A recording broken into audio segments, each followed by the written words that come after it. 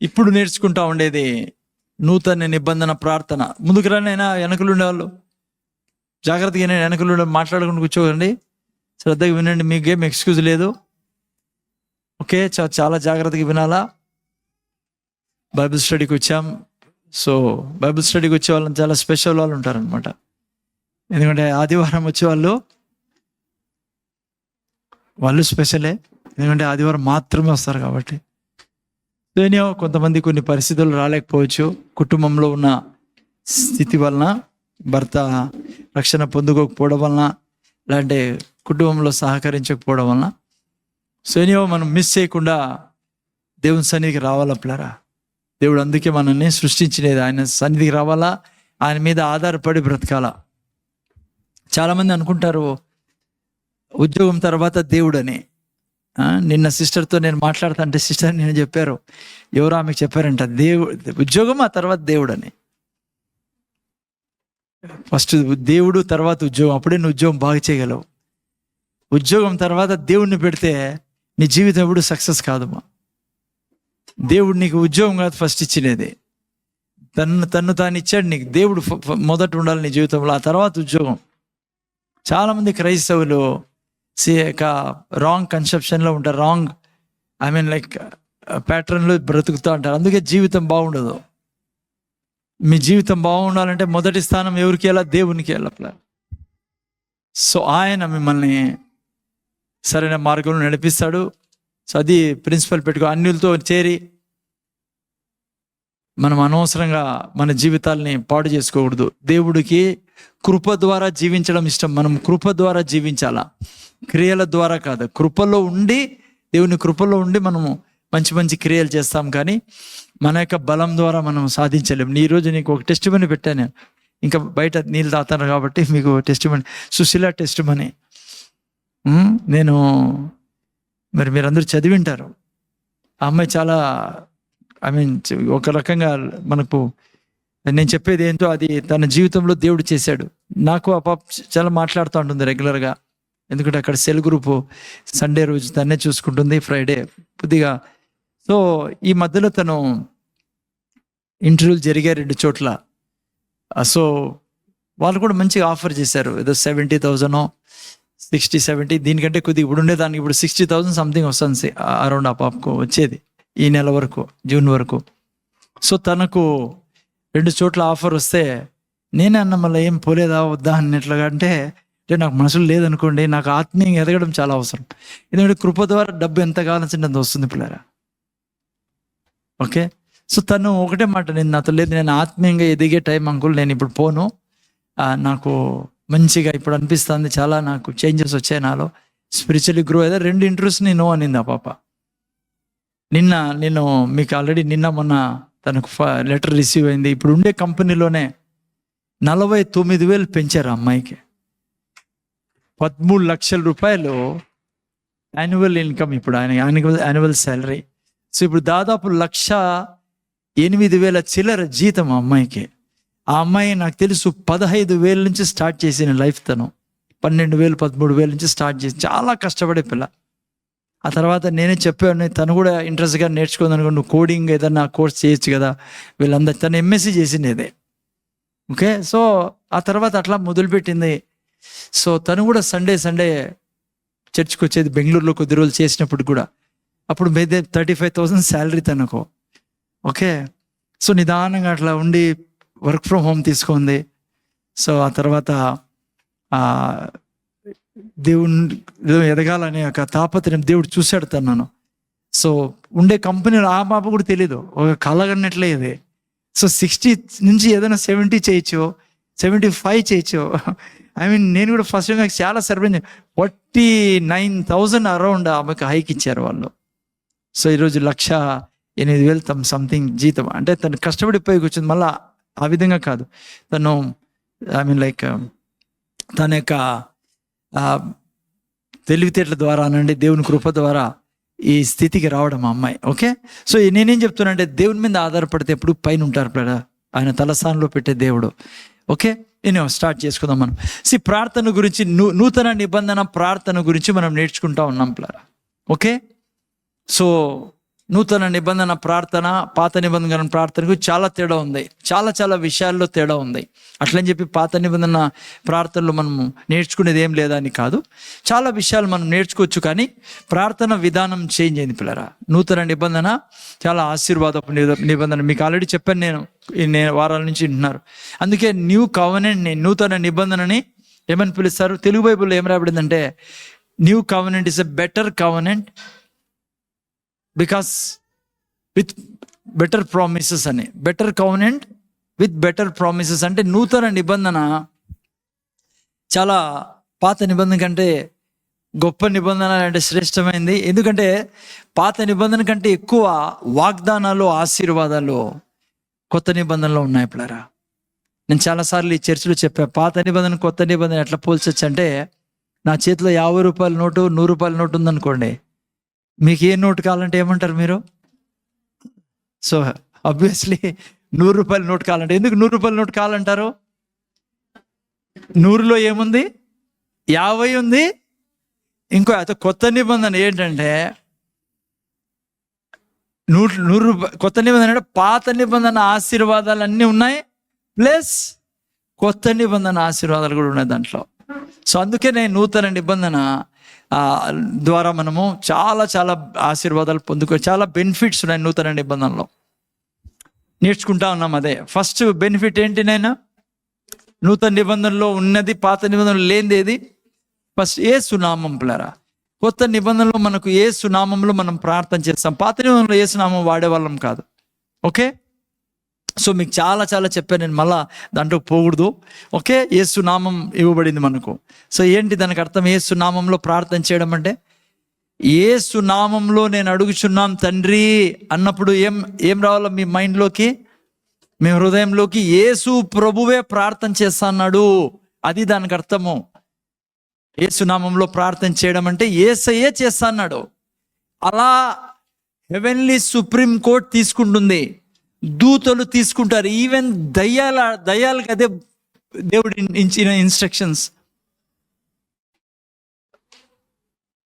ఏ నామంలో దయ్యాలు పోవు, ఓన్లీ యేసు నామంలోని. ఏదైనా కూడా యేసు నామంలో. అందుకే యేసు నామం అనేది చాలా పవర్ఫుల్ వెపన్ పిల్లరా. అర్థమవుతుందా? ఎప్పుడు ఆ నామాన్ని వాడుతూ ఉండాలా. హలో, ఏ కష్టం వచ్చినా నామాన్ని వాడాలా. సపోజ్ ముఖ్యంగా అనారోగ్యం మీద ఆ వాక్యాన్ని వాడాలా, ఆ నామాన్ని వాడాలా. ఏదైనా అనారోగ్యం మీ శరీరంలో ఉంది అంటే ఫస్ట్ నేను మందులు తీసుకొద్దానండి, ఎందుకంటే మీ విశ్వాసం బట్టి ఉంది. నేను చెప్పే జాగ్రత్త అయినండి. చాలామంది నేను చూశాను, నేను కూడా ఒకప్పుడు అట్లే ఉండే. ఏదన్నా అనారోగ్యం వస్తే మందు వెనక మనం చాలా ఆధారపడతాం, మందుల మీద ఆధారపడతా ఉంటాం. మందులు తీసుకొద్దానని, కానీ ఫస్ట్ మీరు ఈ నామం మీద ఆధారపడండి. ఉదాహరణకి నేను చాలామంది పిల్లల్లో ఎలర్జీ కూడా చూస్తూ ఉంటాను ఈ మధ్య. తల్లిదండ్రుల బాధ్యత, పిల్లలు చేయలేరు కాబట్టి మీరు ఏం చేయాలా? ఏ రోగమైనా మీరు దాన్ని వాక్యం ద్వారా తీయాలా. దురాత్మల ద్వారా రోగాలు వచ్చేది పిల్లలు. సో మీరు డాక్టర్ ఉన్నాలే, మందులు తీసుకుందాంలే, దాంతో బాగైతుంది అంటే నువ్వు జీవితాంతం మందులతోనే ముందుకు పోవాల్సి వస్తుంది. నువ్వు దేవుడిచ్చిన వాగ్దానాన్ని అనుభవించలేవు. అందుకే ఏదైనా అనారోగ్యం ఉన్నప్పుడు నీ శరీరంలో, ఉదాహరణకి ఏదైనా ఎలర్జీ ఉందనుకోండి, ఏ దాని గురించి అయినా, తిండి వలన, ఏదైనా వాతావరణం వలన, listen to me what I'm saying. You have to curse that allergy.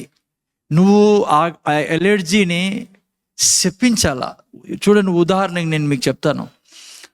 నీకు ఏదైనా ఇబ్బందులు ఉన్నావు అనుకో, దాన్ని కర్చ్. మా సిస్టర్ ముందర చూడ, వెనకల్లో ప్లీజ్ మీరు డిస్టర్బ్ కాదండి, నన్ను డిస్టర్బ్ చేయొద్దండి.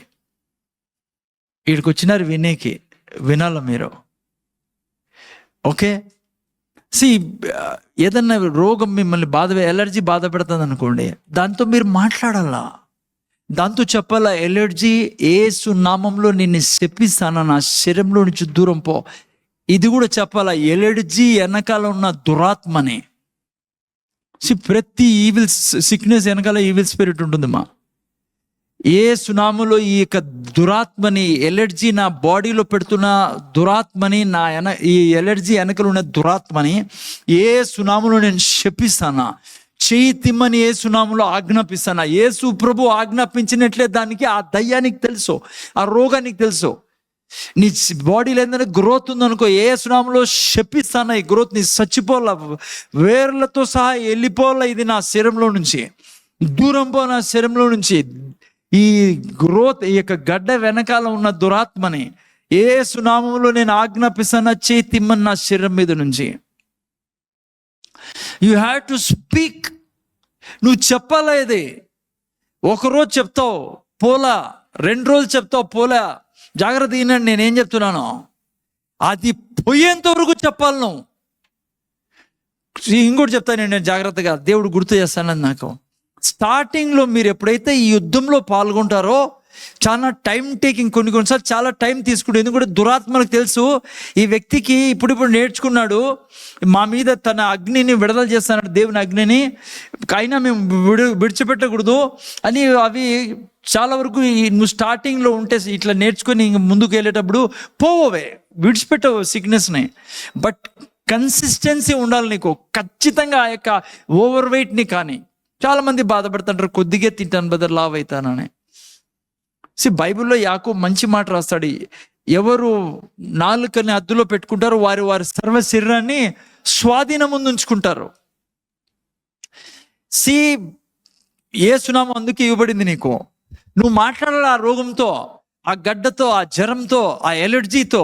పిల్లల్లో ఉందా, పిల్లలు చేయలేరు కాబట్టి నువ్వు ఫైట్ చేయాలి దాన్ని. చచ్చిపోయేంత వరకు ఆ రోగం నువ్వు వెనకాల పడాలా దానికి. అది ఒకరోజు వారం పట్టచ్చు, కొన్నిసారి నెల పట్టచ్చు. స్పిరిట్స్కి తెలుసు నువ్వు లూజ్ లైక్ అలసిపోతావని.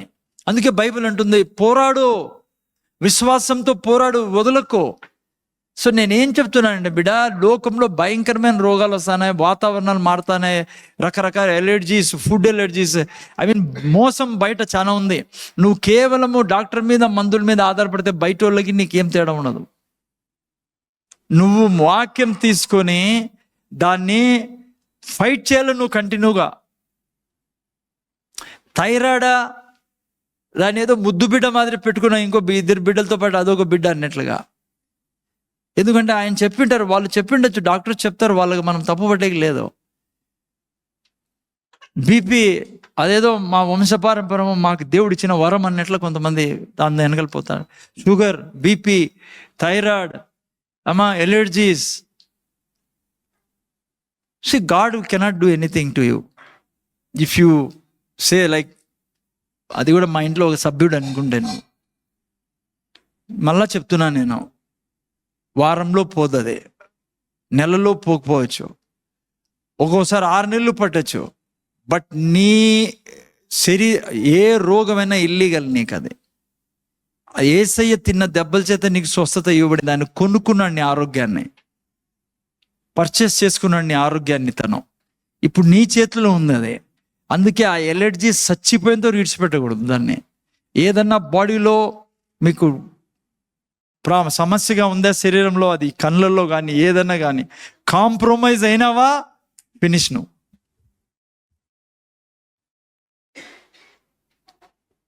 రోగంతో కాంప్రమైజ్ కాదండి, దాంతో మాట్లాడండి. దాన్ని యేసుప్రభు ఏమన్నాడు, చెట్టుని శపించాడు. యేసుప్రభు చచ్చిపోయింది. అది ఎందుకు చెట్టుకి శపించాలా నేర్పిస్తాడు శిష్యులకి.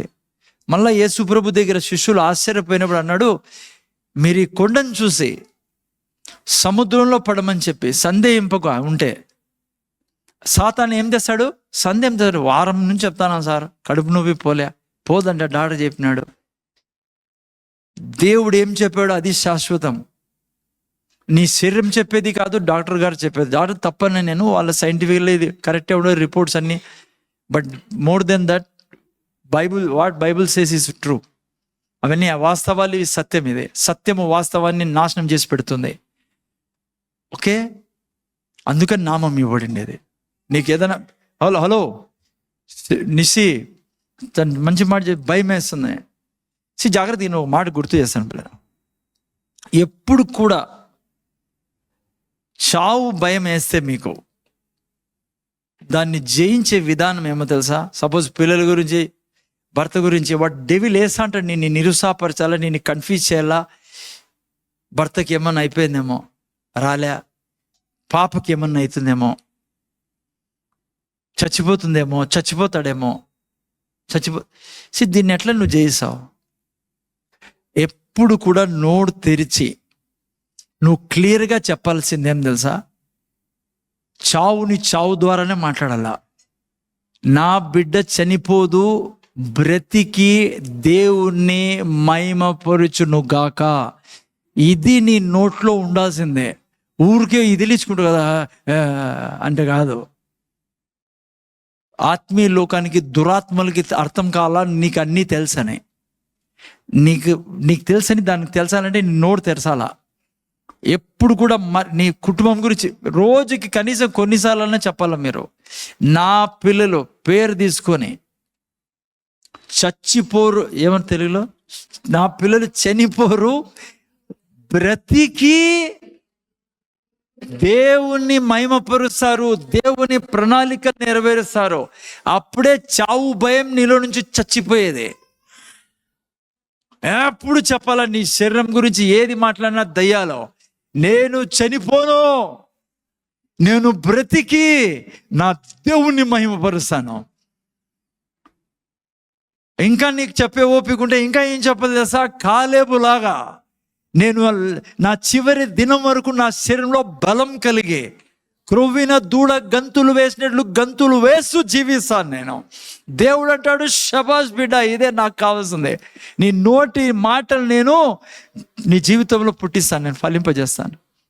పక్షిరాజు యవ్వనం వలె నా యవ్వనము అనుక్షణము కొత్తదగును గాక. నువ్వు శాసించేవాడివి. నువ్వు, దేవుడు నిన్ను తన స్థానంలో పెట్టాడు ఈ సృష్టిలో. అర్థమవుతుందా ఏం చెప్పాలో? మనం ఓడిపోయే లేదు పిల్లలు. నువ్వు ఊరికే అన్నీ తెలుసుకొని ఉంటే కాదు, నీ నోరు తెరిస్తేనే. నేను చాలాసార్లు చెప్పే ఈ మాట, జాగ్రత్తగా వినండి. హలో, ముందు చూడండి. ముఖ్యంగా నువ్వు కష్టాల్లో ఉన్నప్పుడు పరిశుద్ధాత్మ దేవుడు నీ మీద అల్లాడుతూ ఉంటాడు. అర్థమవుతుందా? అనుక్షణము నీ ఇంట్లో పరిశుద్ధాత్మ దేవుని శక్తి తిరుగుతూ ఉంటుంది. నీ మీద, నీ శరీరం మీద, నీ పిల్లల మీద, నీ కుటుంబం మీద పరిశుద్ధాత్మ దేవుడు ఎందుకు నీ మీద అల్లాడుతూ ఉంటాడు తెలుసా? ఆ రోజు జలముల మీద అల్లాడిన దేవుడు ఆ చీకటిని నాశనం చేసే సిద్ధంగా ఉన్నాడు. కానీ పరిశుద్ధాత్మ దేవుడు ఏం చేయలేడు. దేవుడు ఎప్పటికైతే వెలుగు కలుగును గాక అనలేదో, ఈరోజు దేవుని స్థానంలో నువ్వు అన్నావు అనుకో, నేను చనిపోను, నేను బ్రతికి దేవుని మహిమపరుస్తా. దేవుడు పరిశుద్ధాత్మ దేవుడు సృష్టిస్తాడు దాన్ని. ఆయన అల్లాడుతూ ఉంటాడు నీ పిల్లల మీద, నీ గర్భం మీద, వాళ్ళ చదువుల మీద, నీ డబ్బు మీద.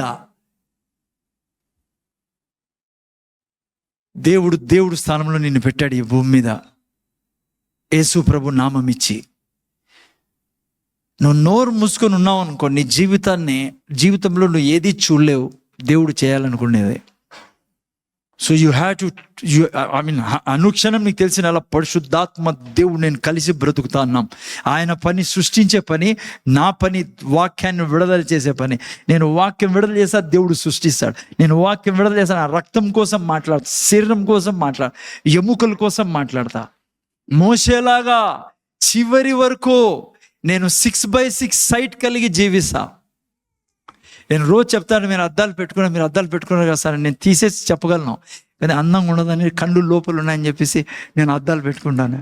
Without glasses I can read and preach. నేను దినమంతా అద్దాలు పెట్టుకోను, పుల్పిట్ మీద ఎక్కినబడి పెట్టుకునేది అందం కనపడాలని. మీకు ఉండే సీక్రెట్ చెప్తాను. But I always say, lord, if మోసే ఓల్డ్ కవెనెంట్ పీపుల్, పాత నిబంధన వ్యక్తి 6x6 సైట్ కలిగి ఉన్నాడంటే 120 సంవత్సరాల్లో దేవుడే నా కళ్ళల్లో నివసిస్తాడు. కాబట్టి నా కళ్ళు ఎప్పటికీ, ఏమి తెలుగులో చెత్వారికి ఏమంటారు దాన్ని, ఓకే, నా కళ్ళలో రోగం ఉండదు గాక. యేసు నామములో ఈ రోగానికి వెనకలు ఉన్న దయ్యంతో నేను మాట్లాడతాను. యేసు నామములో చేతి నా కళ్ళ మీద, యేసు నామములో నా కళ్ళు 6x6 సైట్ కలిగి ఉండును గాక. అర్థమవుతుందా? కాలేబు వంశస్థులం మేము. అర్థమవుతుంది? జాషువా జనరేషన్ మేము. అర్థమవుతుందా మీకు? సో అందుకే నామం ఇవ్వబడింది పిల్లారా. నామం ఈజీ నామం, నీకు ఈజీ, ఊరికే నీకేం అనిపించదు. పాతాళానికి, ఆకాశం కింద, భూమి మీద, భూమి కింద భయపెట్టించే నామం ఏదన్నా ఉందంటే అది యేసునామం. ప్రతి దాన్ని తన ఎక్కడ పెట్టాలో అక్కడ పెట్టే నామం యేసునామం. అందుకే నువ్వు ఎప్పుడు యేసు నామంలో అన్నప్పుడు నువ్వు కాదు, యేసయ్యే శాసిస్తానడు దాన్ని, ఆ దయ్యాన్ని. కొన్నిసార్లు టైం పడుతుంది, ఎందుకు తెలుసా? దేవుడు ట్రైన్ చేసుకుంటాను నేను నీ విశ్వాసాన్ని. అందుకే ప్రామిసెస్ ఫుల్ఫిల్ కావాలంటే 2 అన్నదమ్ములు ఇద్దరు కలిసి నడచాలి. ఎవరెవరు? విశ్వాసము, ఓర్పు. ప్రతి వాగ్దానము స్వతంత్రించుకునే విధానం ఏంటి? విశ్వాసము, ఓర్పు. Okay, faith and patience, they are twins. Like ఏం తెలుగులో కలిసి మెలిసి నడుస్తాయి ఇవి 2. యా, కవల పిల్లల్లాగా. ఓకే ఎనియా, ఓకే, ఫస్ట్ పాయింట్ అయిపోయిందా? సో అందుకే నేను ఓకే ఎనియా టైం అయితే కాయ కానీ మీరు తెలుసుకుంటే సార్. సో రోగాన్ని ఇంట్లో ఆలోచించద్దండి. మళ్ళా చెప్తున్నా, టైంని బట్టి మీ జీవితాన్ని మార్చుకోకండి. నేను 3 నెలలు 6 నెలలు పోరాడిన రోగం ఉంది నా శరీరంలో ఉన్నప్పుడు. 1 సంవత్సరం పోరాడిన రోగాలు కూడా ఉన్నాయి. అందుకే బహు ధైర్యంగా నేను చెప్తా, స్టేజ్ మీద నిలబడి, రోగం లేదు మనకే. అర్థమవుతుందా? థైరాయిడ్ వెనకాల పడిపోలను. థైరాయిడ్ నా శరీరంలో పెట్టిన దయ్యమా, యేసు నామములో నిన్ను శపిస్తానా, దేవుని అగ్ని నీ మీదకి విడుదల చేస్తానా. వెంటనే అనాలా, దూతలారా నాశనం చేసి పెట్టండి ఈ స్పిరిట్స్ని. దూతలకు పనీళ్ళ, మీరు దూతలకు మాట్లాడాలా, మీరు దూతలకు చెప్పాలా. అర్థమవుతుంది? ఆ తర్వాత ఇప్పుడు థ్యాంక్స్ చెప్తాను, తండ్రి నా శరీరం నిండా నువ్వు ఉన్నావు. ఇది నా శరీరం కాదు, నీది. నువ్వు ఉండే స్థలం ఇది. నీ స్థలాన్ని పాడు చేసే వాళ్ళని నువ్వు పాడు చేసే దేవుడివే కదా. నా మందిరాన్ని పాడు చేసే వాళ్ళని నేను పాడు చేస్తానన్నావు. ఈ బాడీ నాది కాదు, నీది. మన ఇద్దరు పంచుకుంటాన్నాం ఈ భూమి మీద. ఇది నీ శరీరం, ఇది నీ కన్నులు, ఈ రక్తం నీది. తండ్రికి సంతోషం వేస్తుంది, తండ్రి ఆనందపడతాడు నీ మాటలేని. ఇట్లా మాటలు దేవునికి సంతోషపరుస్తాయి. విశ్వాసం లేకుండా దేవునికి సంతోషపరచలే, మనం విశ్వాసం ద్వారానే పరుస్తాం. ఎప్పుడు చెప్పు, ఈ శరీరం నీ తండ్రి. బైబిల్ ఏమంటుంది? నీ దేహము, చాలా మంది అనుకుంటారు ఆత్మలో పరిశుద్ధాత్మ దేవుడు ఉంటాడు. నో నో నో నో, నీ దేహంలో ఉంటాడు ఆయన. ఈ దేహం ఆయన ఆలయము. అందుకే బైబిల్ అంటుంది నీలో ఉన్నవాడు. అందుకే ఈ లోకం నిన్ను తాకనీకూడదు, నువ్వు బీదరికాన్ని తాకనీకూడదు. నువ్వు నా దేవుడు యేసు నామములో నా జీవితంలోకి బీదరికాన్ని తెస్తున్న ప్రతి దయ్యాన్ని నేను శాసిస్తాను. నా చేతి, నా యొక్క ఆర్థిక స్థితి మీద నుంచి నేను, నా పిల్లలు, మేము సంపాదించి అత్యధిక ఐశ్వర్యం కలిగి దేవుని కొరకు జీవిస్తాం. మా ఆస్తి దేవుంది. దేవుడు బీదోడు కాదు కాబట్టి మేము బీదోళ్ళంగా బ్రతకము. దేవుడు బీదోడు కాదు కాబట్టి మేము బీదోళ్ళం కాదు. మా తండ్రి ధనికుడు కాబట్టి మేము ధనికుడం. In the name of Jesus. Okay, anyhow. రెండోది మనం ఏం నేర్చుకుంటున్నాం? నీతి గురించి. ఏం నేర్చుకుంటున్నాం? రెండోది ఏంటి? నీతి. నూతన నిబంధన ప్రార్థన జీవితంలో మనకిచ్చిన ఆయుధం ఏంటి? ఫస్ట్ది నామం, యేసునామం. సెకండ్, నీతి. మీరు నేను నీతి నూతన నిబంధన మనకు నీతిమంతులుగా చేసింది పిల్లరా. Righteous people we are. ఏంటి నీతి అంటే? ఓకే, ఏం నీతిమంతులు బైబిల్లో చాలా. ఇప్పుడు సబ్జెక్ట్ వచ్చిందని చెప్తాను, మళ్ళీ నేను వేరే సబ్జెక్టులో పోయినప్పుడు మళ్ళీ ఇవి రావు నీకు ఇవి. అందుకే నేను బాగా రిపీట్ చేస్తాను నేను. ఒక నీతి అంటే ఏంటంటే, నా స్థానం ఏంటి దేవుని దృష్టిలో. ఈరోజు నువ్వు నీతిమంతుడివి, ఎలా నిన్ను దేవుడు చూస్తున్నాడో, నీ స్థానం ఏంటి దేవుని ఎదుట, నువ్వు ఎవరు దేవునికి, దాన్ని తెలిపేదే నీతి అండి. ఓకే, పాత నిబంధన గ్రంథంలో కూడా నీతి ఉండేది వాళ్ళకి కూడా. అంటే లిమిటెడ్ రైచియస్నెస్, అది లిమిటెడ్ రైచియస్నెస్ వాళ్ళకి ఇవ్వబడింది. అది మనం నీతికి పుట్టాంలరా. మన జన్మనే నీతి జన్మ. వాళ్ళకు నీతి ఇవ్వబడింది. వారికి నీతి ఇవ్వబడింది. అందుకే వాళ్ళు గొర్రెల రక్తంతోనూ ఎడ్ల రక్తంతోనూ వాళ్ళ పాపములు కప్పబడి.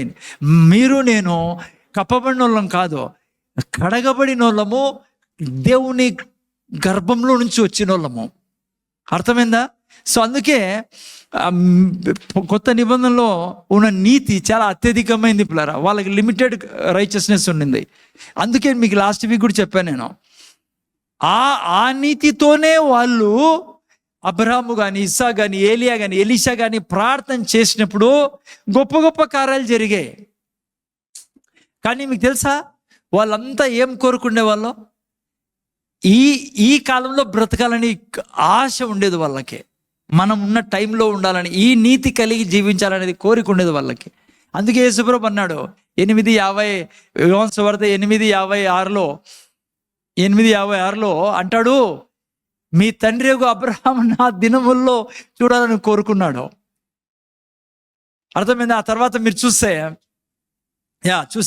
ఆనందించిన, అది చూచి సంతోషించాను నేను. దేవుడు దర్శనం ద్వారా చూపించాడు ఏం జరగబోతుందో యేసు ప్రభు ద్వారా. ఓకే, ఆ తర్వాత మీరు చూస్తే చాలా చోట్ల బైబిల్లో మత్తయి సువార్త 13, 16, 17లో మీరు చూసినట్లయితే అక్కడ కూడా ప్రవక్తలు కోరుకున్నారంట ఈ దినాల్లో బ్రతకాలని, ఇప్పుడు మనం బ్రతుకుతున్న దినాల్లో. ఆ తర్వాత లూకా సువార్త 10:23లో కూడా రాయబడింది, అనేక చోట్ల రాయబడింది పిల్లరా. Why I'm saying this, where like ఇప్పుడున్న ఈ జీవితం చాలా బ్లెస్డ్ లైఫ్ పిల్లరా మంది. అందుకే వాళ్ళకంటే శ్రేష్ఠులమని బైబిల్ చెప్తుంది మత్తయి 11:11లో కదా, పాత నిబంధన. ఎందుకంటే మనకు ఆ నీతి ఇవ్వబడింది పిల్లరా, నీతిమంతులం మనం. అందుకే యోబు ఏమంటాడు 33:26లో ఏమన్నాడు? నిన్న వారం కూడా చెప్పాను ఈ వాక్యాన్ని. యోబు ఏమన్నాడు? అయ్యా ఎంత మంచి జీవితమయ్యా వాళ్ళది, ఎవరికైతే నువ్వు నీతినిచ్చే. తెలుగులో సరిగా రాలేదు, తెలుగులో నిర్దోషత్వం రాబడి, ఇంగ్లీష్లో బల రాబడింది, ఇంగ్లీష్లో పెట్టిన కదమ్మా. ఏమంటాడు యోబు? వాళ్ళు ఇప్పుడు తెలుసా, మీరు నేను పాత నిబంధన వాళ్ళు దేవుని దగ్గరికి వచ్చినప్పుడు వాళ్ళు కళ్ళు ఎత్తి చూసేవాళ్ళు కాదు దేవుణ్ణి, దోషులుగా పాపులుగా వాళ్ళని ఎంచేవాళ్ళు. ఇప్పుడు మీరు నేను అట్లా లేం పిల్లరా. మీకు నాకు ఇవ్వబడిన నీతి ఎటువంటిదంటే దేవునితో కళ్ళల్లో కళ్ళు పెట్టి దేవుణ్ణి చూసి ఆనందించే జీవితం మీదేనదే. బైబిల్ అంటుంది, ఇంగ్లీష్ చూడండి, he shall pray to God and he will delight in him. ఇప్పుడు తెలుసా, నూతన నిబంధనలో నీతిమంతులైన మనము దేవుని ఎదికి వెళ్ళినప్పుడు దేవుడు సంతోషిస్తాడు మనల్ని చూసి. మనం దేవునికి డార్లింగ్ పిల్లరా. నా ప్రార్థన అంటే భలే ఇంపు ఆయనకి, భలే ఇష్టం ఆయనకి. క్రైస్తవులకి తెలిసిన బిడ్డ, దేవుడు మన ప్రార్థన సంతోషిస్తాడు. మీరు నేను దేవుని దగ్గరికి వెళ్ళినప్పుడు ఎట్లా ప్రార్థన చేయాలా? సంతోషంతో ఆయన కళ్ళల్లో కళ్ళు పెట్టి చెప్పాలా, నువ్వు ఎంత మంచి దేవుడు, నా కొరకు ఎన్ని చేసావయా, మరణమే లేకుండా చేసివే, నువ్వు ఎంత మంచోడు స్వామి. అయా ఈ సృష్టిలో నన్ను వీరుడుగా ఉంచావు, ధనికుడుగా ఉంచావు, మేలులతో ఉంచావు, నీలాంటి దేవుడు నాకు. ఇంకా నీ కోరికలు ఏమున్నా దేవునితో ఎప్పుడు కూడా సంతోషంతో మాట్లాడాలా. దేవుడు నిన్ను సంతోషంతో చూస్తాడంట. అక్కడ అదే రాయబడింది, for he restores to man his righteousness. అది నీతిమంతులమైన మన స్టాండింగ్ దేవుని ఎదుట. దుఃఖకరమైన విషయం ఏమంటే క్రైస్తవులకు చాలా మందికి తెలియదు పాపం. దేవుని దగ్గర పోయిన తర్వాత ఒక భిక్షగాళ్ళ దేవుని దగ్గర అడుగుతూ ఉంటారు పిల్లరా. ముందు చూడండి, ఆయన ఒక భిక్షగాళ్ళ ఏదో గిన్నె పట్టుకుని రాత్రి అమ్మా అంటారే గేట్ ముందు నిలబడి. ఈ కాలంలో నేను చూడలేదు, కానీ మా టైంలో మేము చిన్నగా రోజు వచ్చేవాళ్ళు 70-80 మంది పాతూరులో. నేనే చెప్తున్నాను, కొంతమంది క్రైస్తవులు అట్లా అనుకుంటారు, డబ్బా తీసుకున్నావరా, పదాంరా ప్రార్థనకి, అయ్యా అయ్యా దయ చూపయా, అయా కనికరం చూపయా. అట్లా కాదు పిల్లరా. హలో, చాలా మంది క్రైస్తవులు ఇప్పుడు కూడా దేవుని దగ్గర పోతే ఎట్లా పోతారు తెలుసా? కండమ్నేషన్తో. ఆయన చూడ్డేమో, ఈడేమో, పట్టించుకోడేమో, నేను పాపిని, అరే నా జీవితం బాగలేదు. నో, అది కాదు నా జీవితం. We are righteousness of God. బాగా అర్థం చేసుకున్న దానికి ఒక ఉదాహరణ నేను నిన్న వారం కూడా చెప్పే. ఉదాహరణ, ఆదాము పాపం చేయకముందు ఎట్లుండే, వాళ్ళిద్దరి మధ్య రిలేషన్ ఎట్లుండే? చాలా చాలా ఎంత చాలా తండ్రి బిడ్డలు ఇద్దరు వాళ్ళు. ఆదాము హవ్వలు ఎంత మంచిగా మాట్లాడు, ఎప్పుడైనా భయపడే వల్ల ఎంత హ్యాపీ రిలేషన్ ఉండేది. దేవుడు వచ్చేవాడు వాళ్ళ దగ్గరికి, అప్పుడు దేవుడు వచ్చేవాడు. ఇప్పుడు దేవుడు ఉంటాడు మీలో నాలోనే అనుక్షణము, మీతో నాతో మాట్లాడేదానికి, ఆయన మనం మాట్లాడేదానికి. ఎంత బాగుండే వాళ్ళ రిలేషన్ చెప్పండి. ఎప్పుడు చెడిపోయింది వాళ్ళ రిలేషన్? ఆయన ముందు ఎప్పుడు చెడిపోయింది చెప్పండి? పాపం చేసినప్పుడు ఆదాము దేవుడి నుంచి పారిపోతున్నాడు, భయపడుతున్నాడు. డౌట్ వచ్చింది దానికి, నా ప్రార్థన వింటాడా, నాకు జవాబు ఇస్తాడా, ఆయన ఏం చేస్తాడో. రేపు ఆదివారం తప్పకుండా రండి దయతో. నేను రేపు ఆదివారం స్టార్టింగ్ నుంచి మీకు చూపిస్తా దేవుడు ఎంత మంచోడో. రేపు ఆదివారం మళ్ళీ ఆదివారం మిస్ చేయకండి. ఈ 2 సిరీస్ ఫినిష్ అవుతున్నాను అవి. దాదాపు ఇది కూడా ఒక వారం 2 వారాలు 2-3 వారాలు అయిపోతుంది. ఇది అది కూడా ఫినిష్ చేశాను, రైచియస్నెస్. అక్కడ జాగ్రత్తగా వినండి. సో ఆదాం యొక్క రిలేషన్ అప్పుడు చెడిపోయింది. అందుకే మనం అలా ఉంటే ఆదాం మాదిరే భయపడి యాడ చంపుతాడో, యాడ పొడుస్తాడో,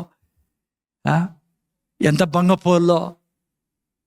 నేను చెప్తాను కదా, ముందు కొంతమంది ఐడియా ఇస్తారు, 50 రూపాయలు కావాలంటే 100 రూపాయలు అడుగు ఆయనకి, అప్పుడు 50 రూపాయలు ఇస్తాడు. అట్లీస్ట్ 20 అడ్జస్ట్ చేసుకుంటాడు ఆయననే. అట్లా దేవుణ్ణి చూసారు క్రైస్తవుల్లో. ముందు ఆ స్థితి. ఇప్పుడు ఎవరు మనము? నీతిమంతులంలారా. యేసయ్యను పాపమెరుగని యేసయ్యను పాపముగా మార్చి నీతి నెరుగని మనల్ని నీతిమంతులుగా చేశాడు. సో అందుకే ఈరోజు మనం దేవుని దగ్గర పోయినప్పుడు యోబు అదే అంటున్నాడు, గుండెలు కొట్టుకునేదో, ఈడో కండమ్నేషన్ చేసుకునేదో, మనల్ని మనం ఏమంటారు కండమ్నేషన్, దూషించుకునేది. నేను ఒక గడ్డిని, ఈడేట్ని, నువ్వు నన్ను చూడు, కనికరం చూడు, ఈ పాపి మీద దయ చూపు, ఇసిరే కొద్దిగా అట్లా, ఏం అయోగ్యుణ్ణి, అపార్థుని నేను, నువ్వు రక్తాన్ని అనుక్షణం అవమానిస్తాను, అట్లా ప్రార్థన చేస్తా ఉంటాను. అరే నీకు ఏదన్నా ప్రాబ్లం, నువ్వు ఏదన్నా పొరపాటు చేసినట్టే దాన్ని దేవునితో సారీ చెప్పి విడిచిపెడదాన్ని. నువ్వు ఎవరో ఎప్పుడు అనుక్షణం గుర్తు చేసుకుంటేనే పాపం చేయలేవు నువ్వు. ఈడ ప్రీచింగ్ వేరే ఉంటుంది పిల్లరా. నువ్వు పాపి అని చెప్పుకుంటా ఉంటే నువ్వు ఎన్నడే కానీ దాంట్లో నుంచి బయట రాలేవు. నీ మైండ్ బయట రానీదు, నువ్వు దాంట్లోనే ఇరుక్కొని ఉంటావు. నువ్వు ఎవరో యేసు ప్రభులో నువ్వు దాన్ని చెప్పితే, దాన్ని అర్థం చేసుకుంటే, దాన్ని నువ్వు మెడిటేట్ చేస్తే నువ్వు దేవుళ్ళ బ్రతకగలవు ఈ లోకంలో పాపం చేయకుండా. అందుకే నేను బైబిల్ నేర్పిస్తాను మనకి ఈ సాయంకాలం. మనం ఎవరు? నీతిమంతులం. సమస్య ఏమంటే, జాగ్రత్తగా వినండి, మనకు అసలు దేవుడు ఎవరో సరిగా అర్థం కాకపోవడం పెద్ద సమస్య ఈరోజు. ఎవరు దేవుడు? అందుకే ప్రార్థనలో పోయినప్పుడు సరిగా ఉండదు మన ప్రార్థన. దేవుడు ఎవరో తెలియకుంటే ప్రార్థన ఎట్లా బాగుంటుంది? ఎవరు దేవుడు? Who God is? చెప్పండి, హూ గాడ్ ఈజ్ చెప్పండి. ఎవరు ధైర్యంగా గుండెల మీద చేసుకుని, ఎవరో ధైర్యం ఉండే వాళ్ళు. Who God is? చూడండి, అంతా అంటున్నారు. హలో, ఎవరు దేవుడు? మన తండ్రి. God is our father. He's my father. He's my father. ఆయన నా తండ్రి. అది నీకు నాకు తెలిసిన హీఈస్ మై ఫాదర్. నిన్న వారం మీకు చెప్పాను కూడా నేను ఒక మాట. అసలు ఎందుకు దేవుడు మనుషుని సృష్టించాడు? విన్నాను కదా నిన్న వారము. దేవుడు ఎందుకు మనుషుని మనందరూ ఎందుకు సృష్టించాడు? ఆడోళ్ళని మగోళ్ళని. ఎందుకంటే దేవుని దగ్గర ఒక కొడుకు ఉండేవాడు. ఆయనకు ఈయనకి ఎంతో ప్రేమ ఉండేది. ఆయన ఈయనతో మాట్లాడేవాడు, ఆయన ఈయనతో మాట్లాడేవాడు. ఇద్దరు ముద్దులు పెట్టుకునేవాళ్ళు, ఇద్దరు ఎంతో ఫ్రెండ్షిప్లో ఉండేవాళ్ళు, ఒకరినొకరు పొగుడుకునేవాళ్ళు. ఆయన అంటాడు నువ్వు ఎంత మంచి తండ్రివని, ఈయన అంటాడు నువ్వు ఎంత మంచి కుమారుడు అని. ఆమె అర్థమవుతుందా? ఆయన పని ఈయన చేసి పెట్టేవాడు, ఈయన పని ఆయన చేసి పెట్టేవాడు. దేవునికి అనిపించింది ఒకడుంటే కాదు, కోట్ల మంది కుమారులు, కోట్ల మంది కుమార్తెలు ఉంటే ఎంత ఆనందంగా ఉంటుంది, ఇంకా ఎంత బాగుంటుంది నా లైఫ్. నేను వాళ్ళతో మాట్లాడతా, వాళ్ళు తండ్రి అని నాతో మాట్లాడతారు, నేను కుమారుడు అని వాళ్ళతో మాట్లాడతా, కుమార్తె అని మాట్లాడతా, నా పనులు వాళ్ళకి చెప్తా, వాళ్ళు పనులు నాకు చేసి పెడతారు. నేను వాళ్ళకి సృష్టిస్తా, సృష్టి అంతా చేసిస్తా, వాళ్ళు ఆ సృష్టిని బాగు చేసి నాకు తిరిగి ఇస్తారు. వాళ్ళు పూజిస్తూ ఉంటారు, నన్ను ప్రేమిస్తూ ఉంటారు, నేను వాళ్ళకి కావాల్సినవి ఇస్తా, వాళ్ళు నాకు అడుగుతారు, నేను వాళ్ళకి ఇస్తా. అందుకే ఈ సృష్టిలో మనిషిని సృష్టించినది దేవుడు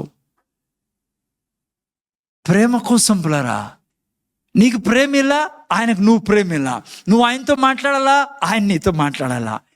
that's why God created human beings, that's why is father. కానీ జరిగిందేంటి, ఎప్పుడైతే ఆదాం పాపం చేశాడో తండ్రి నుంచి దూరం అయిపోయాడు, ఆ తోట నుంచి తీసివేయబడ్డాడు. ఎందుకో రేపు వారం చెప్తాను నేను మీకు, రండి సండే. తీసివేయబడ్డాడు. ఆ తర్వాత తను దూరం పోయి ఆ తర్వాత వచ్చే జనరేషన్స్ దూరమై తండ్రి అనే కాన్సెప్టే తొలగించబడింది, తండ్రి అనే పేరే తొలగించబడింది ఈ సృష్టిలో నుంచి దేవుని విషయంలో. అందుకే యేసు ప్రభు వచ్చిన ఎట్లుండింది ప్రపంచము, ఎలా పిలిచేవాళ్ళు దేవుణ్ణి? అబ్రాహాము దేవా, ఇస్సాకు దేవా, యాకోబు దేవా, స్వర్గపు దేవా అని పిలుచుకొని దేవుణ్ణి పిలిచేవాళ్ళు. ఈవెన్ అబ్రహాం అట్లా పిలిచేవాడు. హలో, మిగతా వాళ్ళందరూ అట్లా పిలిచేవాళ్ళు. అందుకే యేసు ప్రభు వచ్చి తండ్రి అన్నప్పుడు ఏం చెప్పారు వాళ్ళు? విచిత్రం అనిపించింది ఈయన అందరికీ, ప్రపంచానికి. ఏంటి ఇదనం, తండ్రి అంటాడేంటి?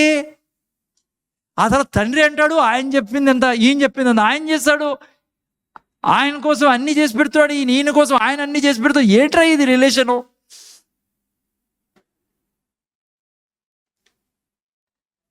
అసలు మీకు మాట చెప్తున్నా, అసలు యేసుప్రభు ఎందుకు వచ్చాడు?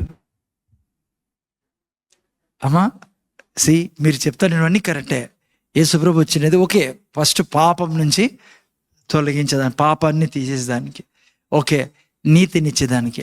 నేను అల్టిమేట్లీ ఏంటి ఏమో, తండ్రి కుమారులు కలుసుకోవాలా అనేది. అందుకే యోహాను సువార్త 17:26 ఏమన్నాడు చెప్పండి? 17:26 పెట్టినాను. యోహాను సువార్త 17:26 యేసుప్రభు ఏమన్నాడు? ప్రార్థన ఇది, యేసుప్రభు ప్రార్థన. ఎందుకు వచ్చాడు యేసుప్రభు అంట? ఆ అధ్యాయం అంతా చదివితే చాలా చాలా మంచి అధ్యాయం కదా. 26 ఏమంటాడు? 26 యోహాను సువార్త 17:26 ఓకే, 17:26 చూడండి ఏం రాయబడిందో. మీరు 17:26 మా ఓకే చూడు తెలుగులో. నీవు నా యందు ఉంచిన ప్రేమ వారి యందు ఉండునట్లు, నేను వారి యందు ఉండునట్లు వారికి నీ నామము, ఏం నామం తెలియజేశాడు కదా. అప్పుడు తెలియని నామం ఏముంది యూదులకి? ఎలోహిం, ఎలియా, like El Roi, Tsidkenu, Mekaddesh, so many name, దేవుని పేర్లు, ఈరే, చాలా చాలా పేర్లు, ఇలోహిం, అన్ని పేర్లు తెలియజేశారు. అన్ని పేర్లు యూదులకు తెలుసు, అన్ని పేర్లు యూదులకు తెలుసు. ఏ పేరు తెలియంది ఆ రోజు వాళ్ళకు? ఏం పేరు తెలియదుమా? తండ్రి. అందుకే శిష్యులు అన్నారు, మాకు కూడా ప్రార్థన నేర్పి అయ్యా, నువ్వు చేసే ప్రార్థన. అందుకే 6 మత్తయి సువార్త 6:9 ఏమన్నాడు యేసు ప్రభు? ఎలా ప్రార్థన చేయమన్నాడు కదా? 6:9 పరలోకమందున మా తండ్రి, అదేనా చదవని ఎవరన్నా? పరలోకమందున మా తండ్రి. చూసారా ఏం ప్రార్థన చేయాలా? పరలోకమందున మా తండ్రి, మీరిలాగు ప్రార్థన చేయుడి. ఫస్ట్ టైం ఈ భూమి మీద. అందుకే చెప్తున్నా, మీకు ఏం నామం తెలిపేకి వచ్చాడు యేసు ప్రభు? యేసు నామం. తండ్రి, సారీ యేసు ఏ నామం తెలిపేకి వచ్చాడు? తండ్రి అనే నామాన్ని. అందుకే మనం తండ్రి అని పిలుస్తాం. ముందర చూడండి, నేను ఏం పిలుస్తాం? తండ్రి అని. ఇప్పుడు మీకు అడుగుతాను నేను, ఏం పని తండ్రి పని కదా? తండ్రి పని ఏంటి తెలుసా? నీకు కావలసినవన్నీ సమకూర్చే పని. చూడండి, మనకు బాగా అర్థం చేసుకోవచ్చేది. మన పిల్లలు ఉన్నారు, చిన్నపిల్లలు, మిరాకిల్ ఉంది, వాళ్ళ అమ్మ నాయన అన్నీ ఆ పాప అడగదా? ఆ పాపకి ఏమన్నా అన్నీ సమకూడుస్తారు వాళ్ళు కదా. ఈ చిన్నపిల్లలు మనం మళ్ళీ ఏమైనా అడుగుతారా? ఇప్పుడు ఆ పాప, చిన్న పాప ఉంది అక్కడ, అడుగుతుందా మమ్మీ బుడ్డి తీసుకున్నావా లేదా, చర్చికి పోతున్నావా అని అడుగుతుందైనా, డైపర్స్ పెట్టుకున్నావా లేదా ఎక్స్ట్రా? మా పాప మిరాకిల్ పాప, మా పాప ఏడిపోయినా డబ్బా తీసుకోవాలి మేము. మీకు తెలిదేమో సీక్రెట్ ఇదంతా. ఆమె టాయిలెట్లో కూర్చోదు, ఇట్లా దీంట్లో కూడా కూర్చోదు, ఏముంటుంది దాన్ని కింద. ఆమెకి ఎక్కడ పోయినా డబ్బా తీసుకోవాలి, పాట్, లెట్రిన్ పాట్, ఇలా ఏముంటుంది టాయిలెట్ పాట్ తీసుకోవాలా. మన విశాఖపట్నం పోయినప్పుడు నేనే దాన్ని తీసిపోయిండేది.